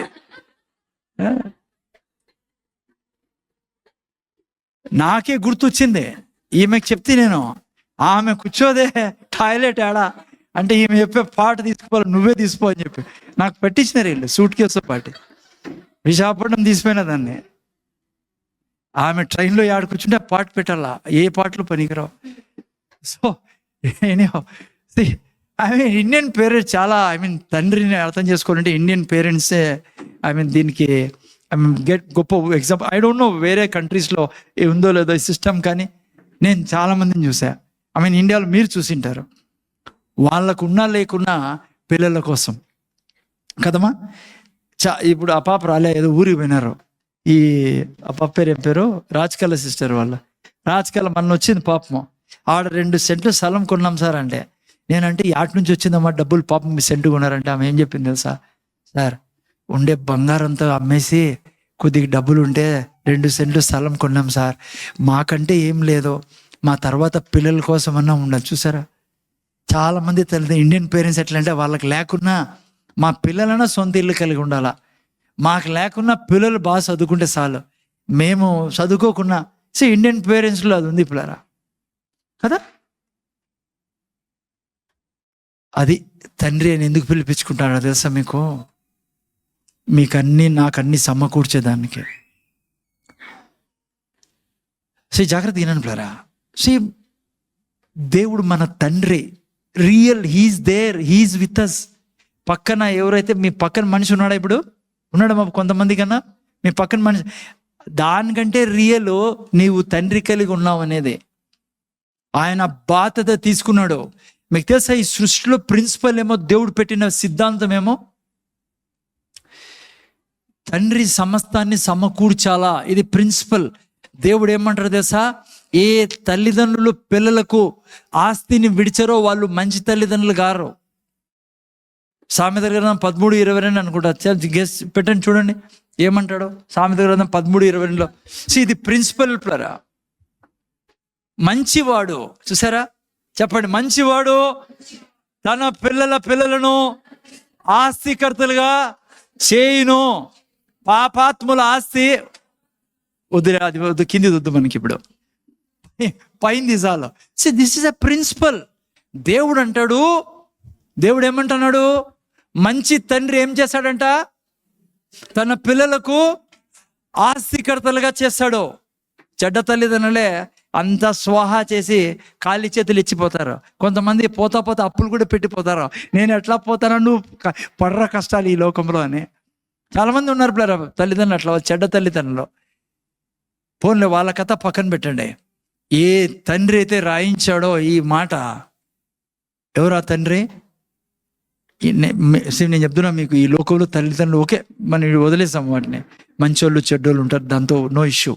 ఇక్కడ కూర్చున్న నువ్వు యేసు ప్రభువుని రక్షకుడుగా అంగీకరించి ఉంటే, నువ్వు ఏ మతం కావచ్చు, ఏ ఊరు కావచ్చు, నీ బ్యాక్గ్రౌండ్ ఏదైనా కానీ, నీ బ్యాక్గ్రౌండ్ ఎంత మంచిదో ఎంత డర్టీదో ఏదో ఏమో కానీ, ఏ రోజు నువ్వు యేసయ్యను ప్రభువుగా స్వీకరించావో, ముందు చూడైనా నువ్వు ఆ రోజు నుంచి తండ్రి కలిగి ఉన్నావు. ఆ తండ్రి ఎట్లా వాడో తెలుసా, నీకు సమస్తాన్ని సమకూర్చేవాడు. ఆయన దీన్ని ఛాలెంజ్గా తీసుకున్నాడు తెలుసా నీకు. అందుకే మంచి తండ్రి ఆయన నీకు నాకు ఆస్తి లేదనుకో, ఏ తండ్రిగా మారతాడు ఆయన? చెడ్డ తండ్రిగా మారతాడు. అందుకే పౌలు అంటాడు, నా దేవుడు తన స్వర్గపు ధని నుంచి నీ ప్రతి అవసరం తీరుస్తాడు. అది తండ్రి బాధ్యత. అందుకే దావీదు అంటాడు, నేను యవ్వనస్తుడుగా ఉంటే ఇప్పుడు ముసలోని అయిపోయినా, పోయే టైం నాకు సంభవించింది, చనిపోతున్నా, ముసలివాడిని అయిపోయినా, కానీ ఈ భూమి మీద ఒకటి నేను చూడలేదంటాడు. ఏదది? నీతిమంతులు వారి పిల్లలు భిక్షం ఎత్తుకోవడం. నేను చెప్తున్నా బిడ్డ, నేనేం చెప్తున్నాను ఈ సాయంకాలము, నీతిమంతుడుగా చేయబడిన నీకు తండ్రి ఉన్నాడు. ఎవరా తండ్రి? దేవుడు మన తండ్రి. ఎప్పుడు తండ్రి అని పిలవండి. చాలా సంతోషం దేవునికి తండ్రి అని పిలిస్తే. అర్థమైందా? అందుకే బైబిల్లో ఒక మాట అంటాడు, మీరు చింతించద్దండి. 1 పేతురు 5:7 అంటాడు, మీరు చింతించద్దండి. మీ ఏం రాయబడి 5:7లో? మీ ఆయన మిమ్మల్ని గూర్చి చింతించున్నాడు కనుక మీ చింత యావత్తు ఆయన మీదేయడి. అందుకే ఎఫెసీ 3:20 అంటాడు, మీరు అడుగు వాటి కంటేను ఊహించు వాటి కంటేను అత్యధికంగా ఇచ్చే దేవుడు ఆయన. హలో, ఏం పని? తండ్రి పని నేర్చుకుంటాను మనం. తండ్రి పని ఏదో మీకు చెప్తానా నేను? సమకూర్చే పని, ప్రతిదీ ఇచ్చే పని ఆయనదే. కాసుకొని ఉన్నాడు, నువ్వు ఎప్పుడు అడుగుతావునని. అందుకే మత్తయి సువార్త 6:25 ఏం రాయబడింది? మత్తయి సువార్త 6:26 పెట్టినాయన ఏం రాయబడింది చూడండి. 25-26 చదవండి. మత్తయి సువార్త 6 చదవండి. అంత లోపల ఎవరైనా 6:25 ఓకే 25 నుంచి చదువుతా చూడండి. నేను చెబుతాను మీకు. అందువలన నేను మీతో చెప్పున్నది ఏమనగా, ఏం చెప్తాడు దేవుడు తండ్రి? ఏమి తిందుమా, ఏమి త్రాగుదుమా, ఏమి మీ ప్రాణంను గుడిచేనను, ఏమి ధరించుకుందుమా అని మీ దేవుని గుడిచేనను చింతింపకుడి. ఎవరి బాధ్యత అది? తండ్రి బాధ్యత, దేవుని బాధ్యత కాదు. తండ్రి బాధ్యత. ఎవరు తండ్రి బాధ్యత? నేను అతనిసి మీ గుండెల్లో వేస్తాను నేను. ఇది ఇడిచిపెట్టండి. మీ పేరెంట్స్ ఎట్లా వాళ్ళు చేస్తారు పాపం, థ్యాంక్స్ చెప్పండి వాళ్ళకి. ఇక నుంచి అసలైన తండ్రిని పట్టుకోండి. అందుకే నెక్స్ట్ వాక్యంలో ఏమన్నాడు? ఆకాశ పక్షులని చూడుడి, అవి విత్తవు, కోయవు, కొట్లలో కూర్చుకొని, అయినను మీ పరలోకపు తండ్రి వాటిని పోషించున్నాడు. మీరు వారికంటే చూసారు ఎప్పుడన్నా ఆ పక్షులు ఆకలితో చచ్చిపోవడము? ముందర చూడండి. నేను పొద్దున నిన్న ఎవరో పెట్టారు స్టేటస్లో, ఆఫ్రికాలో పిల్లలు తిండి లేక అలమటిస్తున్నారని. నువ్వు ఇది చదవగలవు న్యూస్లో. ఆఫ్రికా ఖండము బీదరికంలో ఉంది, పిల్లలకి తిండి లేక చచ్చిపోయినారని. ఈ సృష్టిలో ఎన్నడే కానీ నువ్వు చదువు, ఆఫ్రికాలో పక్షులు అన్నం లేక చచ్చిపోయినాయని. అర్థమవుతుంది నీకు? ఎన్నడే కానీ ఇదే ఆఫ్రికా కంట్రీలో పిల్లలు చచ్చిపోయినారని వింటావు నువ్వు. మన దేశంలో రైతులు ఆత్మహత్య చేసుకున్నారని వింటావు, కానీ ఎక్కడ కూడా పక్షులు 5 చచ్చిపోయినాయి ఆహారం లేక, లేదంటే 6 పక్షులు ఊరేసుకున్నాయి ఒకదాని ఒకటి మాట్లాడుకొని ఎట్లా బతకాలో తెలియక. కారణం ఏమో తెలుసా? వారికి ఎవరున్నారంట? మీ పరలోక తండ్రి వాటిని పోషించును. అందుకే అంటాడు మళ్ళా 32 అనుకుంటా, ఏమంటాడు 32లో? 32లో కాబట్టి 31లో పెట్టినాను, 31 పెట్టు. కాబట్టి ఏం తిందుమా, ఏం త్రాగుదుమా, ఏం ధరించుకుందుమా అని చింతించకూడి, అన్యజనులు వీటిని విషయమై. ఎవరున్నారు అన్యజనులు? ఎవరు? తండ్రి లేని వాళ్ళు, యేసయ్యను ప్రభుగా స్వీకరించి తండ్రితో ఒకరు కాని వాళ్ళు. బైబిల్ అంటూ అన్యజనులకే ఎందుకు పాపం వాళ్ళు చింతిస్తారు చెప్పండి? ఎందుకంటే నో డాడీ, వాళ్ళకి తండ్రి లేడు. దేవుడు వారు తండ్రిగా చేసుకోలేదు వాళ్ళు. మీకు నాకు తండ్రి ఉన్నాడు. అందుకే ఆ తర్వాత అంటాడు, ఇవన్నీ మీకు కావాలని మీ పరలోకపు తండ్రికి తెలియను. అందుకే మీరు నేనేం చేయాలా? కాబట్టి మీరు ఆయన రాజ్యమును నీతిని వెతుకుడి, అప్పుడు అన్నీ మీకు. మనకిచ్చిన పని ఏం చెప్పండి? నీతిని, ఆయన రాజ్యాన్ని, నీతిని ఎతకాలి. ఏంటి ఆయన రాజ్యం? నువ్వు ప్రార్థనలు పోయినప్పుడు ఆయన తండ్రి అని అనుక్షణం నువ్వు ఆయన తండ్రి అని గుర్తుపెట్టుకో. నాకు ఈ సబ్జెక్ట్ ఏంటి, టైం లేదు నా దగ్గర. రాజ్యము నీతి. ఓకే, చిన్న క్లూ. ఏంటి రాజ్యము? ఏంటి రాజ్యం చెప్పండి? స్టార్టింగ్లో చెప్తేనే రాజ్యంలో ఎట్లా పని జరుగుతుంది? ఏదైనా రోగం ఎదురైందా ఏం చేయాలా మీకు? అనా డబ్బు గురించి ఏం చేయాలా? ఆరోగ్యం గురించి ఏం చేయాలా? ప్రతి విషయం గురించి రాజ్యం పనిచేసే విధానం. నోరు తెరిచి వాక్యాన్ని చెప్తాను, అది రాజ్యం పనిచేసే విధానం. కోపం వచ్చిందనుకో ఏం చేస్తావు? కోపం వస్తే ఏం చేస్తాను సార్? తీసుకొని 2 కొడతా. ఏం చేస్తావు కోపం వస్తే? ఏం చేస్తావు కోపం వస్తే? నేను చెప్తున్నా ఏం చేయాలో. నాలో దేవుని నేచర్ ఉండేదే. దేవుడు కోప్పడ్డు కాబట్టి నేను కోప్పడ్ను.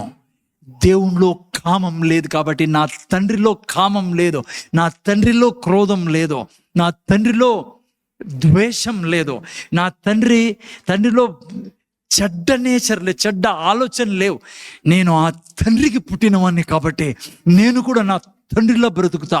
నేను కోప్పడ్ను, మనుషుల్ని నేను దీవిస్తా. నా తండ్రి దీవించినట్టు నేను దీవిస్తా, నా దేవుడు దీవించినట్టు నేను దీవిస్తా. ఎందుకంటే దేవుడి నేచర్ నాలో ఉంది. నేను నా తండ్రి కలిసి సృష్టిలో జీవిస్తాను. నా తండ్రిలో కామం లేదు, క్రోధం లేదు, ద్వేషం లేదు, అసూయ లేదు. మనుషులంటే నాలో లేదు. నా తండ్రికి నేను పుట్టా, నా తండ్రి గర్భంలో నుంచి బయటకు వచ్చా. నా తండ్రి ఎంత ప్రేమిస్తాడో మనుషుల్ని, నేను అంత ప్రేమిస్తా మనుషుల్ని, నేను అంత దయ చూపుతా మనుషుల్ని. నా తండ్రి ఎలా అయితే ఇతరుల పాపాలు గుర్తుపెట్టుకోడో, వీపు వెనక్కి విసిరేస్తాడో, నేను ప్రతి ఒక్కరి పాపాలు వీపు వెనక్కి విసిరేస్తా. అది రాజ్యంలో జీవించే విధానం. ప్రతి క్షణం నిన్ను దేవునితో పోల్చుకోవాలనువో. ఎందుకంటే నువ్వు దేవుని గర్భంలో నుంచి బయటకు వచ్చిండేదేనో. నువ్వు దయ్యానికి సంబంధం లేని వ్యక్తివే. దయ్యపు నేచర్ని ఎదుర్కోవాలా. నీ మైండ్లో డెవిల్ వేస్తాడో, నువ్వు కామాంధుడివి, నువ్వు చెడ్డోడివి, నీకు వాళ్ళంటే అసహ్యము, నీకు వీళ్ళంటే అసహ్యము, నువ్వు మంచోడు కాదని నువ్వు చెప్పాలా. నా దేవుడు ఎంత మంచోడు, నేను అంత మంచోడు. ఎందుకంటే దేవుడి నేచర్ నాలో ఉంది. అందుకే పౌలు అంటాడు, పాపాన్ని రాజ్యం చేయనీకండి. పాపాన్ని రాజ్యం చేయకూడదు మీలో నాలో. మనం రాజ్యానికి సంబంధించిన వాళ్ళము. నా భార్యని దేవుడు ఎట్లా ప్రేమిస్తాడో అట్లా ప్రేమిస్తాను నేను. నా భార్యని దేవుడు ఎట్లా దగ్గర తీసుకుంటాడో అట్లా దగ్గర తీసుకుంటాడు. ఈవెన్ నీ కోపం వచ్చి ఏదైనా ఒక మాట అన్నా నిరుత్సాహపడకు, వీలైతే సారీ చెప్పు ఆమెతో. ఓకే, అర్థమైందా? But don't discourage your self, don't destroy, don't agree with the demonic spirits when they say to you in your mind, when they put some thought, bad thoughts, destroy them with the word of God. Say, నోరు తెరిచి చెప్పాలా. ఈ సృష్టిలో ఏ స్త్రీని చూసినా యెహోవా దేవుడు చూసినట్లు నేను చూస్తా. ఎందుకంటే నా దేవుడి నేచర్ నాలో ఉండేది. క్రైస్తవులు బిడ్డలకి తెలియదు పాపం, యవ్వనస్తులు అల్లాడిపోతా అంటారు, ఎలా బయటపడాలా ఈ యొక్క చెడ్డ ఆలోచనల నుంచి. అందుకే జ్ఞానం అవసరం బిడ్డా. పాపం చేయకుండా జీవించగల శక్తి నీకు ఆల్రెడీ లోపలుంది. అర్థమవుతుందా? నీకు జ్ఞానం లేదు కాబట్టి అనుక్షణము కుమిలిపోతాను దేవునిలో ఉండి కూడా. అనారోగ్యాన్ని ఒప్పుకుందని వీలు లేదు. ఏ ఓటమిని ఒప్పుకోకూడదు. అదే రాజ్యంలో జీవించడం. నీతి నతకడం అంటే ఏంటి? యేసై ద్వారా నీకేం జరిగిందో దాన్ని తీసుకొని తండ్రి ఎదుట అనుక్షణము, దయ్యాలు ఎదుట, తండ్రి ఎదుట పొగడ్డం. ఓకే, అది డిఫరెంట్ సబ్జెక్ట్, మళ్ళీ ఎప్పుడైనా చూసుకుందాం. ఓకే, ఎక్కడున్నా మనం? తండ్రి ఆయన బాధ్యత సమస్తం ఇవ్వడం పిల్లరా మీకు నాకు. అది ఫాదర్ అంటే. అందుకే బైబిల్ ఉంటుంది, తండ్రి అని మనల్ని ఎందుకు మన పిల్లలు పిలుస్తున్నారు? మన రెస్పాన్సిబిలిటీ మన పిల్లలకి భోజనం పెట్టడం. బైబిల్లో రాయబడింది, మంచి తండ్రి కాదు ఆ తండ్రి, పిల్లలకి సమస్తము సమకూర్చని వాడు చెడ్డోడని దేవుడు చెప్తాన్నాడు.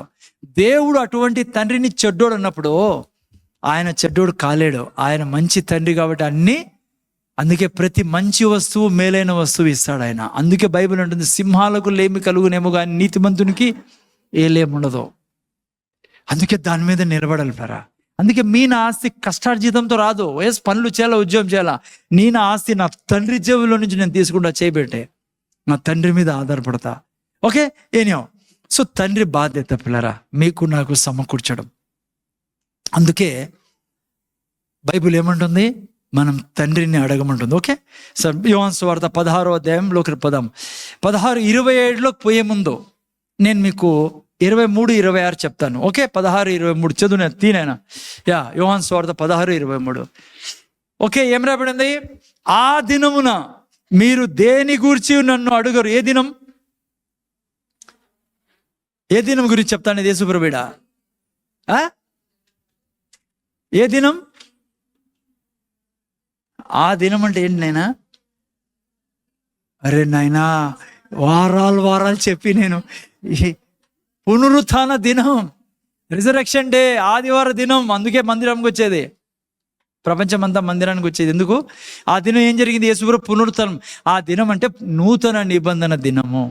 నూతన నిబంధన ఎప్పుడు ఆరంభమైంది? పునరుత్థాన దినమున ఆరంభమైంది, రిజరెక్షన్ డే. అందుకే యేసుప్రభు అన్నాడు, ఆ దినమున అంటే పునరుత్థాన దినమున నేను తిరిగి లేచిన తర్వాత నూతన సృష్టిగా మీరు మార్చబడతారు, నూతన నిబంధన ఆరంభమవుతుంది. ఏమంటాడు? ఆ దినమందు దేని గురించి నన్ను అడుగరు, మీరు తండ్రి నా పేరిట ఏమడిగినను ఆయన మీకు అనుగ్రహించునని మీతో నిశ్చయంగా చెప్తున్నాను. అందుకే 26లో కూడా అదే అన్నాడు. 26 పెట్టు. 27లో నేను పోవాలి, ఎందుకు అది చెప్తాను మీకు. 26లో చూడండి ఏం రాబడిందో. ఆ దినమందు మీరు నా పేరిట అడుగుదురు కానీ మీ విషయమే నేను తండ్రిని వేడుకొందునను మీతో చెప్పట్లేదు. ఓకే, టోటల్ ముందు చూడండి. యేసుప్రభు ఏమంటున్నాడు అంటే, కొత్త నిబంధన స్టార్ట్ అయిన తర్వాత నాకు మీరేం అడగద్దండి, మీరెవరిని అడగండి? మీ తండ్రిని అడగండి. అందుకే చెప్పి ఆ నామం తెలియజేయడానికి వచ్చినది. ఇక మన జీవితం ఏంగా ఆరంభమైంది? ఇప్పుడు తండ్రితో మాట్లాడతాం. ఎవరి నామంలో? యేసు నామంలో. అంతకుముందు ఏమయ్యేది? ముందర చూడండి. నేను అంతకుముందు ప్రతిదీ యేసుప్రభుతో అడిగేవాళ్ళు వీళ్ళు. అయ్యా రొట్టెలు కావాలయ్యా, ఇంతమంది రొట్టెలు తినాలంటే మన దగ్గర ఉండే క్యాష్ సరిపోదయా, ఏం చేస్తాం? ఓకే, ఏంది కావాలని యేసుప్రభు దగ్గరికి వెళ్ళేవాళ్ళు, ప్రతిదీ అడిగేవాళ్ళు యేసుప్రభుని. యేసుప్రభు ప్రార్థన చేసి వీళ్ళకి ఇచ్చేవాడు తండ్రి దగ్గర నుంచి. అది ప్రొసీజర్ ఉండే ముందు కదా. ఇప్పుడు సపోజ్ గుత్త కట్టేదానికి అప్పుడు మనుషులు గుత్తేసేవాళ్ళు ఒక చోటు నుంచి ఇంకో చోటుకు పోతే. ఒకసారి పేతురు వచ్చి అంటాడు, ఏ ప్రభు వాళ్ళు గుత్త అడుగుతున్నారు. యేసుప్రభు అన్నాడు, పోయి చేపను పట్టుకో, దాంట్లో నోట్లో డబ్బులు ఉంటాయి. సో ప్రతిదీ ఎవరికి చెప్పేవాళ్ళు. కానీ ఇప్పుడు ఏం చేయాలి తెలుసా? నన్ను అడగద్దండి, తండ్రిని నా పేరట అడుగుడి. ఎందుకు? ముందర చూడండి. ఎందుకు సార్? ముందు నీకు అడుగుతా అంటేవి, నువ్వు ఏదో ఇస్తా అంటవి, ఇప్పుడు ఎందుకు సార్ మేము తండ్రిని అడగాల? What is the reason? Next వాక్యం చూడండి. రీజన్ ఏమో, మీరు నన్ను ప్రేమించి నేను దేవుని యొద్ద నుండి బయలుదేరి వచ్చితేనే నమ్మితురు కనుక తండ్రి తానే మిమ్మును ప్రేమించున్నాడు. Why direct now? ఎందుకు యేసుప్రభు నామంలో తండ్రితో అడగాలి ఇప్పుడు? Because father himself loves you. అందుకని ఇప్పుడు ఏమైంది? తండ్రితో కలుసుకున్నాము, తండ్రి మనల్ని ప్రేమిస్తా ఉన్నాడు. అర్థమైందా? ఎందుకు యేసుప్రభు ఇప్పుడు మనం తండ్రితో అడుగుతాము? యేసుక్రీస్తు నామంలో తండ్రి మనల్ని ప్రేమిస్తా ఉన్నాడు. అర్థమవుతుందా? చాలా మందికి అర్థం కాదు, క్రైస్తవులు బయట. అందుకే మనం ఏం చేస్తా ఉంటాం? ఆడ ఈడ పరిగెడతా ఉంటాం. ఆ దైవజీవం ఇదే తప్పేం కాదు, అర్థం చేసుకోండి మంచిగా. కానీ ఇదే సెన్స్తో ఉండకూడదు. ఏం సెన్సు? నా ప్రార్థన వింటాడు దేవుడు, ఆ పాస్టర్ ప్రార్థన వింటాడు, ఆ దైవజనుడు ప్రార్థన వింటాడు. నేను ఒక సాక్ష్యం వింటా అంటే, పాపము 500 కిలోమీటర్లు ప్రయాణం చేసి ఒక దైవజనుడు వస్తే అటుకి పోయినాడంట. ఈయన పాస్టర్ 500 కిలోమీటర్లు ప్రయాణం చేసి ఎంతో ఖర్చు పెట్టుకుని పోతే ఆయనతో ప్రార్థన చేయించుకునేదానికి ఆయన అన్నాడంట, ఈరోజు టైం లేదు నా దగ్గర, నేను ఈరోజు ఫారినర్స్తో కలిసాలా, ఇండియన్స్తో కలిసే టైం లేదన్నాడంట. ఈయన బంగపోతానంట, దూరం నుంచి వచ్చాను, ఒక్కసారి ప్రార్థన మాట్లాడియండి ఆ బ్రదర్తో, ఒక్కసారి ప్రార్థన చేయనియండి. వాళ్ళు అన్నారంట, అసలు లేదు సార్, ఈరోజు లోకల్ వాళ్ళకి లేదు, అంతా ఫారినర్స్కి. నేను తప్పను, ఓకే ఆయన ఫారినర్స్ కోసం ఏది తప్పు లేదు, నేను ఇది కూడా తప్పని చెప్పడంలే, పోయి ప్రార్థన చేయించుకోవడం. నేను అడుగుతా, ఎందుకు పోయినాడు ఈనాటికి? ఈయనకి ఏం తెలీదు తండ్రి తన్ను ప్రేమిస్తా అన్నాడని. ఈయన ఏమనుకుంటాడు, నాకంటే ఆయన చాలా ఇష్టము, ఆయన ప్రార్థన చేస్తే అప్పుడు వింటాడు ఆయన. చూసారా, ఆ దీంతో పోకూడదు. అట్లా ప్రార్థించి తప్పేం లేదు, కానీ నీకు ఇది ఉండాలా. ఏమే? తండ్రి నన్ను గాడ్ హిమ్సెల్ఫ్ లవ్స్ మీ. అర్థమవుతుందా? ఈరోజు చాలామంది క్రైస్తవులు ఎప్పుడు ఏమనుకుంటారో తెలుసా, ఆయన ప్రార్థన చేయాలా, వీళ్ళ ప్రార్థన, తప్పేం లేదు ఇది. కానీ ఈ సెన్స్ ఉండాలి నీకేంటి, నా తండ్రి నేనేమడిగినా నాకు ఇస్తాడని. ఈరోజు చాలా దుఃఖకరమైన విషయం ఏమో తెలుసా, క్రైస్తవుల్లో ఉండే సమస్య, దేవుని దగ్గర పోయి వాళ్ళని దేవుడు ఇష్టపడ్డు, దేవునికి వాళ్ళంటే కోపము, పాపులు వాళ్ళు, దేవుడు ఈడు. అట్లా ఎప్పుడు పోకూడదు నాయన. మనం దేవుని సన్నిధిలో ఎప్పుడు కూడా దేవుని సన్నిధిలో, తండ్రి నేనంటే నీకు చాలా ఇష్టం తండ్రి, నీ కుమారుడు యేసుక్రీస్తు రక్తం ద్వారా నన్ను పరిశుద్ధంగా చేశావు, నీతిమంతుడుగా చేశావు, నా డార్లింగ్ను నేను అడక్కముందే అన్ని ఇచ్చే దేవుడివే. ఇంకా నువ్వు లిస్టు తయారు తీసుకొని తీసిపోతే దేవుడు ఏమంటాడు సార్ నవ్వి, ఆ లిస్టులో నువ్వు ఏం రాసావో నాకు ముందే తెలుసులే, నీకు అన్నీ ఇచ్చేవాడిని. అర్థమవుతుంది నేనేం చెప్తున్నాను? ఇప్పుడు మీరు నేను ఆయనకు బిడ్డలం, కుమారులం, కుమార్తెలం పలారా. అందుకే 8:15 రోమిలు రాసిన పత్రిక ఒక మాట అంటాడు. ఏం మాట అంటాడు చూడండి, ఏమంటాడు రోమిలు రాసిన పత్రిక 8:15లో. 8:15 చదవండి ఎవరున్నా. చూడండి ఏమంటాడు, ఏలైనగా మరలా భయపడుటకు మీరు దాస్యపు ఆత్మను పొందలేదు కానీ ఏం ఆత్మను పొందారు? జాగ్రత్త, ముందు చూడండి పరా, ముందు చూడండి, ఒక మాట మీకు చెప్తాను నేను. ముందు చూడండి, ఇప్పుడు నేను చెప్పాను మీకు, ఏం చెప్పా? యేసుప్రభు అన్నాడు మీరు ఆయన్ని అడగండి, ఎందుకంటే ఆయన మిమ్మల్ని ప్రేమిస్తా అన్నాడు. God himself loves you. దేవుడు మనల్ని ప్రేమిస్తాడు. మీకు ఒక ప్రశ్న అడుగుతాను నేను, దేవుడు ఎంత ప్రేమిస్తాడు మనల్ని? ఇప్పుడు చెప్పండి, దేవుడు మనల్ని ప్రేమిస్తాడు అన్న. ముందర చూడండి, ఆయన కొంచెంసేపు అలా ముందర చూడండి. దేవుడు మనల్ని ప్రేమిస్తాడు. ఎంత ప్రేమిస్తాడు? ఎంత ప్రేమిస్తాడు దేవుడు మనల్ని?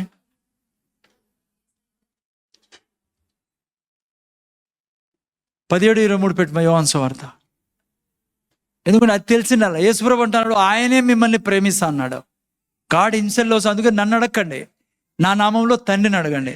నేను అంటానని ఎంత ప్రేమిస్తాడు దేవుడు మనల్ని. చూడండి మెజర్మెంట్ చూడండి, ఎంత ప్రేమిస్తాడు దేవుడు. ఈయనండి తొందరగా కూర్చోండి.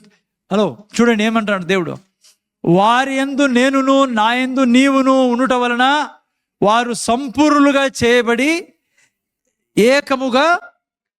తెలుగు ఓటు పెట్టింటే బాగుండేది, చాలా చిన్నగా ఉందైనా. ఓకే ముందు చూడండి, పర్లేదులే. ఓకే జాగ్రత్త చూడండి, మంచి మాట చూడండి ఇది.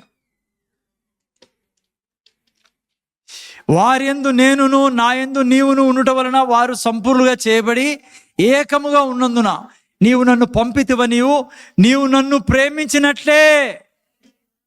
ఎంత ప్రేమిస్తున్నాడు సిస్టర్ మిమ్మల్ని దేవుడు? మీ మధ్య తండ్రి మధ్య ప్రేమ ఎట్లాది? నీవు నన్ను ప్రేమించినట్టే వారిని కూడా ప్రేమించితివని. గుర్తుపెట్టుకోండి ఎంత ప్రేమ ఉందో. No difference between you and me. దేవుని దృష్టిలో దేవుడు ఎంత యేసు ప్రభుని ప్రేమిస్తాడో ఇలాంటి యేసు ప్రభు అబద్ధం అయిపోతాడు, ఇలాంటి బైబిల్ రాంగ్ అయిపోతుంది. సో గుర్తుపెట్టుకో, నువ్వు సీరియస్గా తీసుకోలేదు. ఎంత ప్రేమిస్తాడు దేవుడు నిన్ను? ఎంత యేసు ప్రభుని ప్రేమిస్తాడో అంతే నిన్ను ప్రేమిస్తాడు. No difference between you and Jesus. దేవుని దృష్టిలో ఎంత ప్రేమ ఉంది నువ్వంటే యేసయ్య ఎంత ప్రేమ ఉందో అంత. ఇప్పుడు చెప్తాను ఇంకో మాట, ముందర చూడండి. యేసుప్రభుని ఎంత ప్రేమిస్తాడో మనల్ని అంత ప్రేమిస్తాడు దేవుడు. యేసుప్రభు ఎప్పుడు ప్రార్థన చేసినా దేవుడు ఏం చేసేవాడు? ఆ ప్రార్థనకి జవాబు ఇచ్చేవాడు. అంటే నీ ప్రార్థనకి నువ్వు ఎప్పుడు ప్రార్థన చేసినా దేవుడు జవాబిస్తాడు. అందుకే క్రైస్తవుడుగా దేవుని దగ్గరపోయి ఇస్తాడో ఈడో, లేదా దుర్మార్గుడిని, అయోగ్యుడిని, అపాత్రుడిని, పాపుల్లో ప్రధానమంత్రిని, కొంతమంది పాపుల్లో ప్రధానుల్లో, పౌలు కంటే పాపిని, అసలు ప్రపంచంలో నాలాంటి పాపి లేడు, నోరు మూసుకోరా అంటాడు దేవుడు ఒకటేసారి నువ్వు ఇంటికిన. అట్లా ప్రార్థన చేయకూడదు. బైబిల్ ఏం చెప్తుందో దాన్ని నమ్మాలా. అందుకే విశ్వాసం చాలా అవసరం. అర్థమైందా పిల్లరా? నువ్వు నేను ఏ రోజు యేసు ప్రభువుని రక్షకుడుగా అంగీకరించామో, యేసయ్యని ఎంత ప్రేమిస్తాడో దేవుడు అంతే మిమ్మల్ని ప్రేమిస్తాడు. యేసయ్య ఎప్పుడు ప్రార్థన చేసినా దేవుడు జవాబు ఇచ్చేవాడు. నేను ఎప్పుడు ప్రార్థన చేసినా తండ్రి మీకు నాకు జవాబు ఇస్తాడు. అటువంటి బంధం మనకు తండ్రికి ఉండేది. ఇప్పుడు బిడ్డ పుడుతుంది కదా తల్లి గర్భంలో నుంచి, ఎవరు చెప్తారు ఆ పాపకి అమ్మ అని? అమ్మ అని ఎట్లా తెలుస్తుంది చెప్పండి? చిన్న బిడ్డ పుట్టింది, అమ్మ అని ఎట్లా తెలుస్తుంది ఆ బిడ్డకి ఈమె తల్లి అని? ఆ రక్తములో వాసన ఉంటుంది. ఆ రక్తము ఏం కార్డ్ అంటారు దాన్ని? Umbilical card. ఆ కార్డు ఆమెతో ఉండేది. అందుకే ఆ కార్డు వలన ఆ పాపకు తెలుస్తుంది ఈమె నా తల్లి అని. ఆమె ఊళ్ళోకి పోతూనే సైలెంట్ అయిపోతారు. అమ్మాని పిలిచేది ఈమె, నేను అమ్మాని పిలిచాలని ఆ పాపకు తెలుసు. Because of blood, that blood relation, umbilical cord. ఉమ్మడుతున్నా నీకు తల్లి బిడ్డ మధ్య అంబలికల్ కార్డు పుడుతూనే కట్ చేస్తారు. నాకు దేవుని మధ్య ఉన్న అంబలికల్ కార్డు ఎప్పుడు కట్ కాదు. మా ఇద్దరి మధ్య ఉండే అంబలికల్ కార్డు ఎవరో తెలుసా? అంబలికల్ కార్డు ఎవరు? పరిశుద్ధాత్మ దేవుడు. 8:15 అదే రాయబడింది. రోమిలు రాసిన 8:15 ఏం రాయబడింది? పరిశుద్ధాత్మ మా ఇద్దరి మధ్య ఎప్పుడు ఇది కలిపి పెడతాడో. అర్థమవుతుందా? హలో, ఈ సృష్టిలో ప్రాణం ఉన్నంత వరకు ఎప్పుడు అనుమానించద్దు.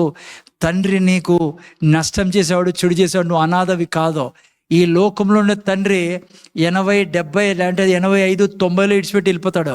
ఈ సృష్టిలో ఇడిచిపెట్టండి తండ్రి ఎవరో తెలుసా నీకు? నువ్వు చనిపోయినా కూడా నీతో పాటు కబ్రస్థాన్ నుంచి కబర్లో నిన్ను ఎత్తుకొని పైకి తీసుకెళ్ళేవాడు ఎవరో తెలుసా? ఆ తండ్రి. అందుకే అంటాడు, పాలిచ్చే తల్లి తన బిడ్డను మరచునేమో కానీ నేను నిన్ను మరువను. అందుకే అక్కడ అంటారు, ఏలైనగా మరలా భయపడుటకు మీరు దాసులు కాదు. ఆ ఆత్మ భయపడద్దండి. దేవుని తండ్రి అయినా మనకు దత్తపుత్ర ఆత్మను పొందితిరి. ఆ ఆత్మ కలిగిన వారమై మనము అబ్బా తండ్రి అని మొరపెట్టుచున్నాం. అబ్బా తండ్రి. అబ్బా అనేది ఇంకా చాలా స్ట్రాంగ్ పదం ప్లారా. అర్థమవుతుందా? మీ మధ్య నా మధ్య ఎప్పటికీ తండ్రి మధ్య మన సంబంధం తెగదు, ఏది తెగగొట్టదు. అర్థమవుతుందా? హలో, ఏ పాపం ఏది రాలేదు మన మధ్య. చాలా మందికి వచ్చిన సమస్య నేను చేసి ముగిస్తాను. 2-3 minutes ముందర చూడండి. ఈ మాటలు మెడిటేట్ చేయరు. బైబిల్ ఏం చెప్తుంది? ఇవి ఏందో మెడిటేట్ చేస్తా అంటారు. అరే, ఏం జరిగింది యేసుప్రభు ద్వారా? దాన్ని ధ్యానించాలా. ఏం జరిగింది యేసుప్రభు ద్వారా? హెబ్రీయుల రాసిన పత్రిక 1:3 చదవండి. ఏం జరిగిందో 1:3 పెట్టండి. చూడి, ఇవి ధ్యానించారు కాబట్టే పాపులము దుర్మార్గులము అని పొడుచుకుంటూ ఉంటారు. కాకి కదా పొడిచిన వాళ్ళే పొడుచుకుంటారు క్రైస్తవులు. ఏం రాయబడింది? ఆయన దేవుని మహిమ యొక్క తేజస్సును, ఆయన తత్వం యొక్క మూర్తిమంతమనే ఉండి తన మహత్తు గల మాట చేసి సమస్తం నిర్వచించుచు. ఇప్పుడు చదవండి ఏమి రాయబడిందో. పాపముల విషయంలో చెప్పండి. పాపముల విషయంలో శుద్ధీకరణ తానే చేసి, చాలు. ఏం చేశాడు ఆయన? శుద్ధీకరణ చేశాడు. పాపం లేకుండా చేశాడు నా జీవితంలో. నువ్వు ఎందుకు ప్రార్థనలు ఎలా ప్రార్థన చేసావు? ఎందుకంటే ఈ విషయాలు మెడిటేట్ చేయర్పిల్లారా. ఇంకో వాక్యం పెట్టండి, యోహాను సువార్త. ఈసారి హెబ్రీయుల రాసిన పత్రిక 9:11 ముగిస్తాను చూడండి. హెబ్రీయుల రాసిన 9:11. అయితే క్రీస్తు రాబోచున్న మేలుల విషయమై ప్రధాన యాజకుడుగా వచ్చి ఏం చేశాడు ఆయన? తానే నిత్యమైన విమోచన సంపాదించి హస్తకృతం కానిది అనగా ఈ సృష్టి సంబంధం కానిది మరియు ఘనమైనది పరిపూర్ణమదైన గుడారం ద్వారా నెక్స్ట్ మేకల యొక్క గొడ్ల యొక్క రక్తంతో కాక తన స్వరక్తంతో ఒకేసారి పరిశుద్ధ స్థలంలో ప్రవేశించెను. మీకు నాకు రక్తంతో కడిగి ఆయన ప్రవేశించాడు. 24 లాస్ట్ వాక్యం 24 పెట్టినాను దీంట్లోనే. చూడండి ఏం రాబడిందో. అందువలన నిజమైన పరిశుద్ధ స్థలమును పోలి హస్తకృతమైన పరిశుద్ధ స్థలంలో క్రీస్తు ప్రవేశింపలేదు, కానీ ఇప్పుడు మన కొరకు దేవుని సముఖమందు కనబడుటకు పరలోకమందే ప్రవేశించను. ఎట్లాగా? నెక్స్ట్. అంతేకాదు, ప్రధాన యాజకుడు ప్రతి సంవత్సరము తనది కాని రక్తం తీసుకొని పరిశుద్ధ స్థలంలో ప్రవేశించినట్లు ఆయన అనేక పర్యాయములు తాను అర్పించుకున్నట్టుకు ప్రవేశింపలేదు. కానీ ఏం జరిగింది? అట్లయినలా జగత్తు పునాది వేయబడి మొదలుకొని ఆయన అనేక పర్యాయం శ్రమపడిసే వచ్చాను. అయితే ఆయన యుగముల సమాప్తి ఎందు తన్ను తానే బలిగా అర్పించుకునడం వలన పాప నివారణ చేయుటకై ఒకేసారి మీ నా పాపములు తొలగించబడ కడగబడి ఉన్నాయి. మీరు నేను నీతిమంతులము, మీరు నేను పరిశుద్ధులు, మీరు నేను నీతికే పుట్టి ఉన్నాం. దీనిని మెడిటేట్ చేయకుండా నువ్వు ఎల్లప్పుడూ దోషిగా దూషించుకుంటూ పాపినని అయోగ్యునని నువ్వు ఇలా జీవిస్తూ ఉంటే నువ్వు పాపం చేస్తానే ఉంటావు. నువ్వు ఎప్పుడైతే యేసు రక్తంతో కడగబడి మాటి మాటికి ఆయన బలి అర్పించాల్సి వచ్చేది, ఒకవేళ పాపం ఇక్కడ మళ్ళా పాపం వస్తా అంటే మళ్ళా పాపం నీ మీద వస్తా, నీ మీద పాపము ఎన్నడే కానీ ఇంకా నిలబడదు. నువ్వు శాశ్వతంగా పాపం నుంచి విడిపించబడ్డావు. నువ్వు ఎందుకు ఈరోజు పాపం చేస్తానో తెలుసా? నీకు ఈ విషయాలు మెడిటేట్ చేయకపోవడం, ఈ విషయాలు తెలియకపోవడం వల్ల, ఈ విషయాన్ని నిజంగా తీసుకోకపోవడం వలన. అందుకే నేను చెప్తాను లాస్ట్లో ముగించే ముందు, పాపాన్ని జయించే విధానం అది కాదు, నిన్ను పాపిగా అనుకోవడం కాదు. యేసయ్య ద్వారా నీకు ఏం జరిగిందో దాని మీద నిలబడు. చెప్పు, నేను దేవుడి నేచర్ నాలో ఉండేదే, నేను ఆదాము సంతానాన్ని కాదు, క్రీస్తు సంతానాన్ని, క్రీస్తులోని సృష్టించబడి ఉన్నా. దేవుడి నేచర్ నాలో ఉంది. దేవుళ్ళ ప్రేమిస్తా, దేవుళ్ళ క్షమిస్తా, దేవుళ్ళ కనికరిస్తా, దేవుళ్ళ జీవిస్తా, దేవుళ్ళ నా స్వభావం ఉండే, దేవుని స్వభావం నాలో ఉంది, దేవుని సామర్థ్యం నాలో ఉంది, దేవుడు నాలో ఉన్నాడు, దేవుని పోలి జీవిస్తాను నేను. ఈ విషయాలు వినక నువ్వు అట్లే జీవిస్తావు. నువ్వు ఇది తెలియకుండా నువ్వు పాపాన్ని జయించడం కష్టం. ఓకే, ముగిస్తాను. అందుకే ప్రార్థన చేసేప్పుడు ఈ నుంచి ఏం ప్రార్థన చేస్తావు? ఎలా ప్రార్థన చేస్తావు? తండ్రి, యేసు రక్తం ద్వారా ఎంత గొప్ప స్థానాన్ని నాకు ఇచ్చావు స్వామి, నా తండ్రివయ్యా, నాకేం కొదవయ్యా, నువ్వు నాకు తండ్రిగా ఉండే అయ్యా, నేను చింతించనయ్యా, నువ్వు నా బిడ్డల్ని దీవించే దేవుడవి, నువ్వు నాకు ఆస్తినిచ్చే దేవుడవి, నువ్వు నాకు ఐశ్వర్యం ఇచ్చే దేవుడవి అయ్యా. మంచి తండ్రి ఆస్తి ఇస్తాడని నీ వాక్యంలో రాయబడింది. నా తండ్రి నువ్వు. అందుకే ఆయన నీతిని, రాజ్యాన్ని వెతుకో. ఆయన్ని కాకుండా నువ్వు దేవుని దగ్గర రాకుండా నువ్వు వచ్చి ఈడ వాక్యం వినవు, సండే వాక్యం వినవు, పరిగెత్తితే దానికి అర్థం ఏమో తెలుసా? నువ్వు తండ్రిని నమ్మడంలా. తండ్రి నిన్ను సృష్టించేది అన్నీ ఆయన ఇచ్చేదానికి నీకు నువ్వు పని చేయాలా, కానీ కృప ద్వారా నీకు అన్నీ వచ్చేటట్లు దేవుడు చేస్తాడు. ఆయన్ని పక్కన పెట్టి పరిగెడతాను అనుకో, చిప్పనే లాస్ట్కి దొరికింది నీకు. చెప్పకూడదు కానీ చెప్పాల్సి వస్తుంది, రోషం వచ్చేసి. కానీ ఇంత మంచి తండ్రిని పెట్టుకొని అన్నీ నేను చేస్తాను రా అంటే చూడు ఎంతమంది రాలేదో. ఏం చేస్తాంటారు తెలుసా? ఆడిని తిని పండుకుంటారు, లేదంటే ఆడ తిరుగుతూ ఉంటారు ఫ్రెండ్తో, ప్లాన్లు వేస్తుంటారు. ఏం వేస్తుంటారు? ప్లాన్లో ఒక్కటి పనిచేయవు, నీ ప్లాన్ అన్ని బుస్ అయిపోతాయి. ఎందుకంటే ఆయన సృష్టించింది నిన్ను ఆయనకు లోబడేదానికి. తండ్రి అని పిలిచినప్పుడు ఆయన సమస్తాన్ని సమకూరుస్తాడు. కళ్ళు మూసుకొని ప్రార్థన చేస్తాను. తండ్రి, నీ కృతజ్ఞతలు మా ప్రభు యేసుక్రీస్తు నామములో యొక్క సంఘంలో తండ్రి బైబిల్ స్టడీలో ప్రార్థన గురించి నేర్చుకున్నాను. నాయన, నూతన నిబంధన ప్రార్థనలో ఎలా ప్రార్థన చేయాలా, నీతిమంతులైన మేము ఎలా ప్రార్థన చేయాలని ఎదుట తండ్రి జ్ఞానం లేక నీ యొక్క వాక్యాన్ని అర్థం చేసుకోక క్రైస్తవులు హింసించుకునే క్రైస్తవులు ఉన్నారు, దూషించుకునే క్రైస్తవులు. అలా కాదు తండ్రి, నువ్వు మా తండ్రివి. యేసే అంటాడు, మీ తండ్రిని మీరు ఏమడిగినా ఇస్తాడు, నా నామంలో ఏమడిగినా ఇస్తాడు. మీ తండ్రి మిమ్మల్ని ప్రేమిస్తా అన్నాడు. ఎంత ప్రేమిస్తానంటే నన్ను ఎంత ప్రేమిస్తాడో అంత ప్రేమిస్తా అన్నాడు. తండ్రి, నీ వాక్యం చెప్తుంది, మంచి తల్లిదండ్రులు, మంచి తండ్రి తన బిడ్డలను ఆస్తికర్తలుగా చేస్తాడు, పిల్లల్ని ఆస్తికర్తలుగా చేస్తారన్నావు. నువ్వు మా మంచి తండ్రివి. ఎన్నడే కానీ నువ్వు మమ్మల్ని బీదరికంలో ఉంచావు తండ్రి. చేయి చాపనీయవు తండ్రి, తలస్థానంలో పెట్టే దేవుడివి. ఎందుకంటే మిమ్మల్ని మేము తండ్రి అని పిలుస్తున్నాం. కృతజ్ఞతలు తండ్రి, సమస్త ఘనత మీకే చెల్లిస్తూ యేసు నామములో కూర్చున్నాం తండ్రి. రెండు చేతులే దేవుని ఆశీర్వాదం తీసుకుందాం. యేసయ్య కృప, దేవుని ప్రేమ, పరిశుద్ధాత్మక సహవాసం మనకు, మన కుటుంబాలకు, మన పిల్లలకు ఇప్పుడు సదాకాలం తోడను గాక. ఆమేన్. దేవుని దీవెన